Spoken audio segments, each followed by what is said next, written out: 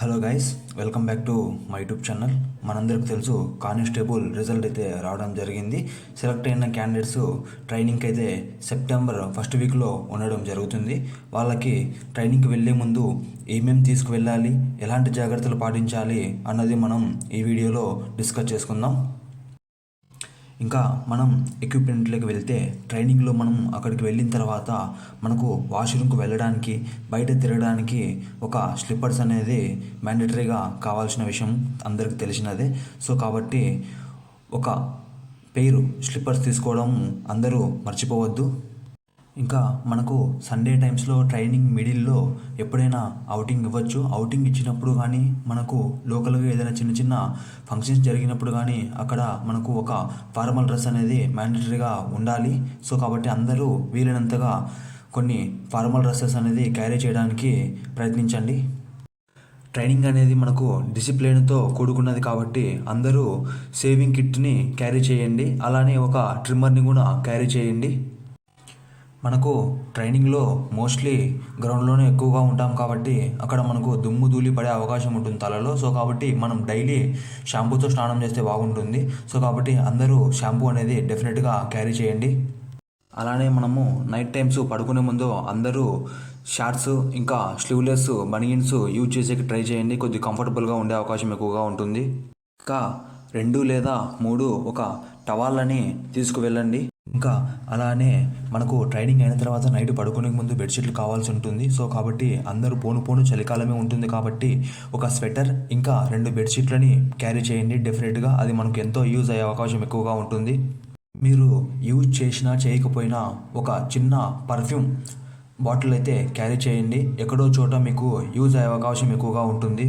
ట్రైనింగ్లో మనకు లా క్లాసెస్ పెట్టడం జరుగుతుంది. సో కాబట్టి మనకు లా క్లాసెస్కి ఒక బుక్కు లేదా 2 బుక్కులు క్యారీ చేయడానికి ఒక బ్యాగ్ మెయింటైన్ చేయండి. మనకు క్లాసెస్లో జరిగిన క్లాస్ని మనం బుక్స్లో నోట్ చేసుకోవడానికి ఒక 2 పెన్నులు, 2 నోట్సులు అనేది మ్యాండేటరీగా కావాల్సిన విషయం. ఇక్కడ మనకు క్లాస్లో బెంచెస్ ఎలా ఉంటాయో ఐడియా లేదు. సో కాబట్టి అందరూ ఒక రైటింగ్ ప్యాడ్ అనేది క్యారీ చేయండి. అలానే మనం నీళ్లు తాగడానికి అందరూ ఒక వాటర్ బాటిల్ని క్యారీ చేయండి. అలానే ట్రైనింగ్లో బ్రేక్ఫాస్టు, లంచ్, డిన్నర్కి వీటికి ఒక ప్లేటు, ఒక గ్లాసు, ఒక స్పూను, ఒక చిన్న కప్ అనేది ఖచ్చితంగా తీసుకువెళ్ళండి.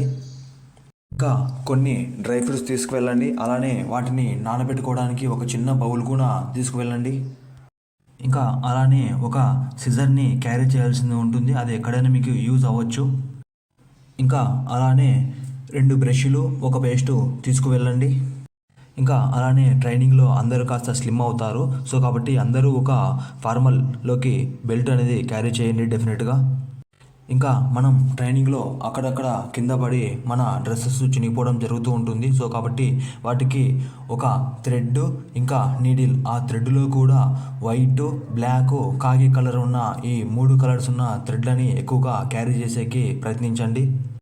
ఇంకా అలానే అందరూ ఒక మగ్గు ఇంకా వాటర్ బకెట్ తీసుకువెళ్ళండి. మన ఇళ్లలో ఉన్న రంగు బకెట్లు ఇంకా ఈ గ్రీస్ బకెట్లు, ఈ పెరుగు బకెట్లు కాకుండా కొద్దిగా డీసెంట్గానే తీసుకువెళ్ళండి. అక్కడ ట్రైనింగ్లో 10 మంది ఉంటారు కాబట్టి.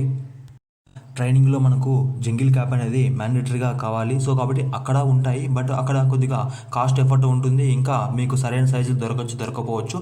సో కాబట్టి మీరే ఒకటి సెలెక్ట్ చేసుకొని బయట తీసుకువెళ్ళండి ఎక్కువగా. ఇంకా అలానే మనకు ట్రైనింగ్లో ఒక లాకర్ అనేది ఇవ్వడం జరుగుతుంది. వాళ్ళు ఇచ్చిన లాకర్కి లాక్ కాకుండా మీరు ఒక లాకర్ని తీసుకెళ్ళి క్యారీ చేయండి. అది మీకు ఎంతో యూజ్గా ఉంటుంది. ఇంకా అలానే ఒక వైట్ టీషర్ట్ అనేది కాలర్ ఉన్నది మీరు స్పోర్ట్స్ వేర్లోకి వెళ్ళి కుట్టించుకోండి. అది అక్కడ ట్రైనింగ్లో మనకు ఎంతో హెల్ప్ అవుతుంది. ఇంకా ట్రైనింగ్లో అనేది అందరూ ఏదో ఒక స్పోర్ట్లో అనేది మ్యాండేటరీగా పార్టిసిపేట్ చేయాల్సిందిగా ఉంటుంది. సో కాబట్టి అందరూ 1 లేదా ఒక 2 స్పోర్ట్స్ షూని క్యారీ చేయాల్సినదిగా ఉంటుంది.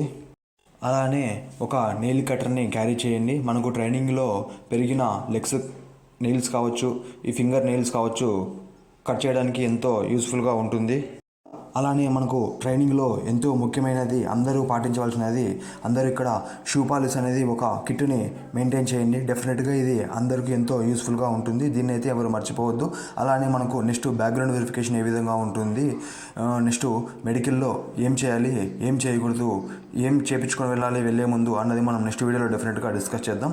అలానే ఎవరికెవరికి జాబ్ వచ్చిందో వాళ్ళందరూ మన వీడియో కింద కామెంట్ చేయండి. ఇంకా సబ్స్క్రైబ్ చేసుకోకుంటే సబ్స్క్రైబ్ చేసుకోండి. Thank you.